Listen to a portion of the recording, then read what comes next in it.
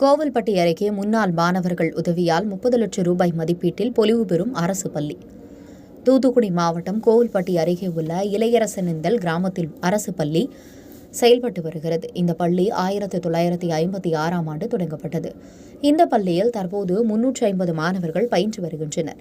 இந்த பள்ளியின் தலைமை ஆசிரியராக இருக்கும் மரியசெல்வி என்பவர் இங்கு பயின்ற முன்னாள் மாணவர்களை ஒருங்கிணைத்து பள்ளியின் வளர்ச்சி மற்றும் தரத்தை மேம்படுத்தும் வகையில் வாட்ஸ்அப் குழு ஒன்றை உருவாக்கியுள்ளார். அந்த குழுவில் இந்த பள்ளியில் பயின்ற முன்னாள் மாணவர்கள் 1000க்கும் மேற்பட்டோர் இடம்பெற்றனர். பள்ளியின் வளர்ச்சி குறித்த ஆலோசனைகளை வழங்கியது மட்டுமின்றி முன்னாள் மாணவர்கள் பள்ளி நேரில் வந்து பார்த்தனர். பள்ளியில் இருந்த பல கட்டிடங்கள் சேதமடைந்து இருப்பதை பார்த்து உள்ளனர். இதையடுத்து சேதமடைந்த கட்டிடங்களை புதுப்பிக்கவும், பள்ளிக்கு தேவையான பொருட்கள் ஆகியவற்றை வாங்கிக் கொடுக்கவும் முன்னாள் மாணவர்கள் அனைவரும் இணைந்து முடிவு செய்தனர். சுமார் 30 லட்சம் ரூபாய் மதிப்பீட்டில் பள்ளி கட்டிடங்கள் சீரமைப்பு, பள்ளிக்கு புதிய கலையரங்கம் மற்றும் வகுப்பறைகளுக்கு ஒலிபெருக்கி வழங்க முடிவு செய்து அதற்கான பணிகளை தொடங்கியுள்ளனர். முதற்கட்டமாக பள்ளியில் சேதமடைந்துள்ள கட்டிடங்கள் சீரமைப்பு பணிகள் மற்றும் வண்ணம் பூசும் பணிகள் தீவிரமாக நடைபெற்று வருகிறது. இந்த பணிகளை முன்னாள் மாணவர்கள் பார்வையிட்டு ஆய்வு செய்தனர். இந்த பணிகள் அனைத்தும் முடிந்து வரும் 25ஆம் தேதி முன்னாள் மாணவர்கள் சந்திப்பு நிகழ்ச்சி புதுப்பிக்கப்பட்ட கட்டிடங்கள் திறப்புடன் நடைபெற்று உள்ளது. இதுகுறித்து முன்னாள் மாணவர்கள் சங்கத்தின் பொருளாளர் ஜெயபாரதி கூறுகையில், எங்கள் பள்ளியின் தலைமை ஆசிரியர் முயற்சியால் முன்னாள் மாணவர்கள் ஒருங்கிணைத்து உள்ளோம்.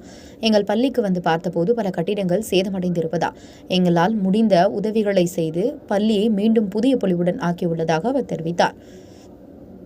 உங்கள் பகுதியில் உடனுக்குடன் முக்கிய செய்திகள் உங்கள் விரல் நுனியில் காண எங்கள் தவசி நியூஸ் 24 சேனலை காண தவறாதீர்கள். உங்கள் கோவில்பட்டி செய்தியாளர் ரங்கசாமியுடன் உங்கள் தவசி ரமேஷ்.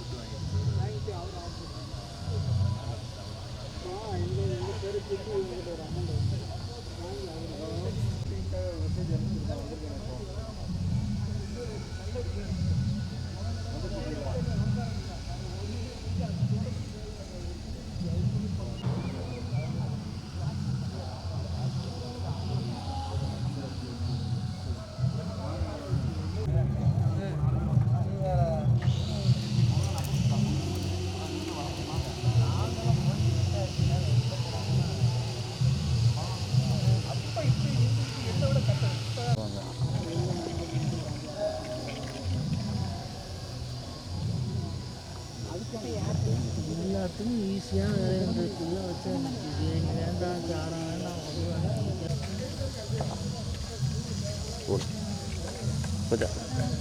நாம கஷ்டம் லிஸ்ட் எடுத்து கொடுத்தேன். இப்போ நம்ம அடைய முடியாது. இல்லை ஒருத்தர் 2 வருஷம் நம்ம சொல்லிட்டோம்னா அவங்களே கூட்டிகிட்டு வந்துடுவாங்க.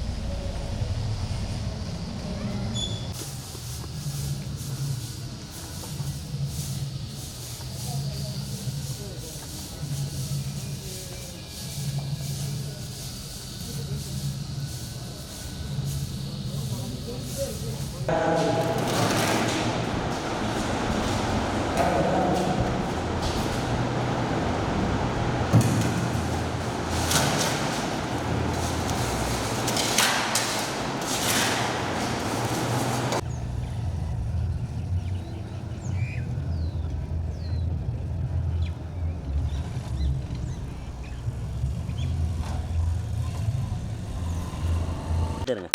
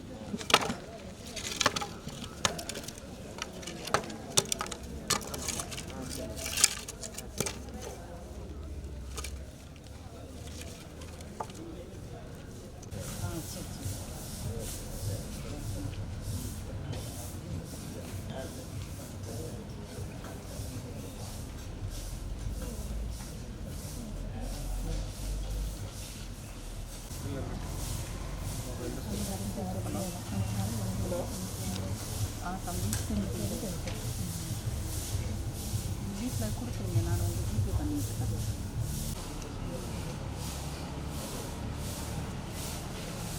மைக்கு எப்படி முன்னாடி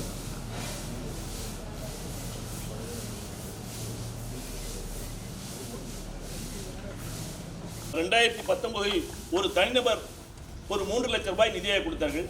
அந்த நிதியை கொண்டு பள்ளிக்கு வேண்டியான விளையாட்டு மைதானத்துக்கு மேம்படுத்த செலவிடப்பட்டுள்ளது.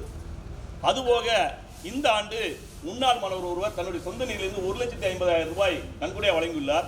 இதன் மூலம் வகுப்பறையில் உள்ள கருவிகள், தகவல் தொடர்பு சாதனங்கள், அதாவது மைக்கு, லேப்டாப்பு, ஸ்பீக்கரு, லைட்டு, ஃபேனு எல்லா அடிப்படை வசதிகளும் செய்து தரப்பட்டுள்ளது.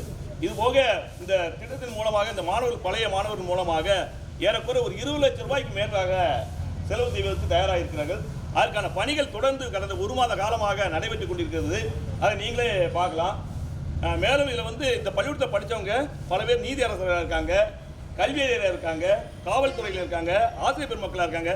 இன்னும் சொல்லப்போனால் நாட்டை காக்கும் இராணுவ பணியில் அதிகமானவர்களை இந்த அனைவருக்கும் வணக்கம். நான் இளையரசனேந்தல் கவர்மெண்ட் ஸ்கூலில் முன்னாள் மாணவி. நமது தமிழக அரசின் பள்ளி கல்வித்துறை அமைச்சர் வழிகாட்டுதலின்படி நமது பள்ளியின் தலைமை ஆசிரியர் முன்னாள் மாணவர்கள் சங்கம் ஒன்றை ஆரம்பித்தார். அதில் நாங்கள் அனைவரும் இணைந்தோம். அதன் பின்பு பள்ளிக்கூடத்தில் வந்து பார்த்தோம். பில்டிங்லாம் நாங்கள் படித்ததை விட இப்போ நிறைய பில்டிங் இருந்தது, பட் நிறைய டேமேஜஸ் இருந்தது.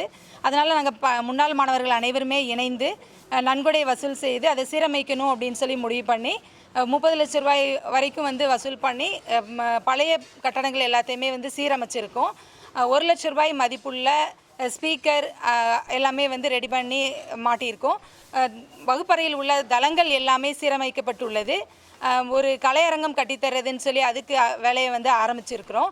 இன்னும் நம் முன்னாள் மாணவர்கள் அனைவரும் இணைந்து நம் பள்ளியை வந்து இன்னும் நிறைய வேலைகள் வந்து செய்யணும். 1956 வந்து நமது பள்ளி ஆரம்பிக்கப்பட்டது. வருகிற மே 25ஆம் தேதி முன்னாள் மாணவர்கள் சந்திப்பு விழா ஒன்று நடக்க உள்ளது. இதையே வந்து அழைப்பாக ஏற்று 1956 கடந்த ஆண்டு வரைக்கும் படித்த முன்னாள் மாணவர்கள் அனைவரும் கலந்து கொள்ளுமாறு உங்களை கேட்டுக்கொள்கிறோம். நான் வந்து அலுமினி சங்கத்தில் வந்து ட்ரெஸரராக இருக்கேன். என்னோட நேம் வந்து ஜெயபாரதி. அனைவருக்கும் வணக்கம். இந்த ஸ்கூலில் வந்து 2022 ஜாயின் பண்ணேன். என் பேர் மரியசெல்வி, தலைமை ஆசிரியராக இருக்கிறேன். ஆரம்பித்த நாள்லேருந்து இந்த ஸ்கூலில் வந்து 350 ஸ்ட்ரென்த் உண்டு பசங்க இருக்காங்க. அதாவது நாங்கள் ஃபஸ்ட்டு இந்த பழைய அலுமினி எப்படி ஆரம்பிக்கணும் அப்படிங்கிறத வந்து எப்படி எனக்கு தெரிய வந்துச்சு அப்படின்னா, மதுரையில் ஒரு தலைமை ஆசிரியர் கூட்டம் நடந்துச்சு. அதாவது மாண்புமிகு அன்பில் மகேஷ் பொய்யாமொழி அவர்களுடைய NSNOP நம்ம ஸ்கூல் நம்ம ஊர் பள்ளி அப்படிங்கிற ஒரு திட்டத்தின் கீழே பழைய அலுமினியை வந்து சேர்த்து பள்ளியை வந்து எப்படி மேம்படுத்தலாம் அப்படிங்கிறத வந்து எங்களுக்கு அந்த மதுரையில் ஒரு நல்ல அந்த டைரக்டர்ஸு ஜாயின்ட் டைரக்டர்ஸ் நடத்தின அந்த கூட்டத்தில் தெரிவிக்கப்பட்டது. அதன் வழியாக எங்களுடைய முதன்மை கல்வி அலுவலர் திருமதி ரஜினி அவர்களும் டிஓ அதாவது நம்ம ஜெயபிரகாஷ் ராஜன் சார், திரு ஜெயபிரகாஷ் சார் அவர்களும் எங்களை வந்து நல்லா ஊக்கப்படுத்தினார்கள். என்ன செய்யணும் அப்படிங்கிறத வந்து ஊக்கப்படுத்தினார்கள். அதன் மூலம் நான் என்ன செஞ்சேன் அப்படின்னாக்கா, பழைய அலுமினி எப்படி ஆரம்பிக்கணும் அப்படின்னு சொல்லி ஆரம்பிக்கும்போது ஒரு முதல்ல ஸ்டார்டிங்கில் ஆரம்பிக்கும் போது ஒரு 10 மாணவர்களை வச்சு ஆரம்பித்தேன். இப்போது ஒரு 1000 மாணவர்கள் சேர்ந்துருக்குறாங்க. நல்ல அவங்க வந்து இதில் வந்து நிறைய நன்கொடை அழைத்து அந்த மாணவர்கள் எல்லாருமே இந்த பள்ளியை மேம்படுத்தத்தக்கதாக நிறையா வந்து செஞ்சுக்கிட்டு இருக்கிறாங்க. நிறையா அதாவது பில்டிங் இப்போ வந்து அந்த ஸ்பீக்கர் மாட்டி கொடுத்துருக்குறாங்க, அப்புறம் வந்து தளம் போட்டிருக்காங்க, பெயிண்ட் அடிக்கிறாங்க. நிறைய வகையான இதை வந்து ஸ்கூலே மாற்றுற அளவுக்கு பழைய மாணவர்கள் வந்து செஞ்சிகிட்ருக்காங்க. அது மிகவும் ஒரு சந்தோஷமாக இருக்குது. இந்த பழைய அலுமினிலாம் சேர்ந்து 25ஆம் தேதி மாலை 5 மணிக்கு ஒரு அலுமினி மீட்டிங் ஒன்று வச்சுருக்குறாங்க. அதுக்கு வந்து எல்லோரும் கலந்து கொள்ளும்படி அன்புடன் அழைக்கிறேன்.